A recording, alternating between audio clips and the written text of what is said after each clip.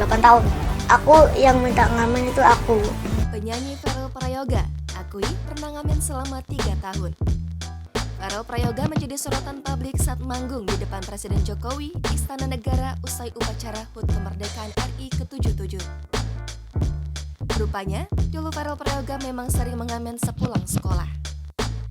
Penyanyi asal Banyuwangi ini mengaku mengamen selama 3 tahun. Verrell Prayoga juga mengaku bahwa alasannya suka menyanyi di jalanan karena bisa mendapatkan uang jajan tambahan. Awalnya, sang ayah tak mengizinkan Verrell Prayoga untuk mengamen.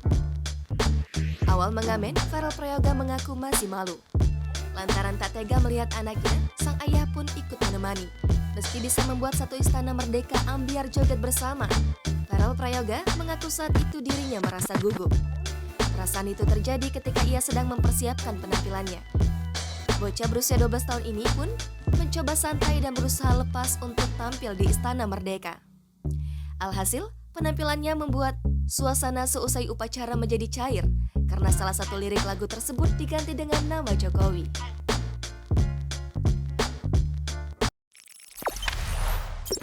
Jangan lupa subscribe, share, komen, dan like ya!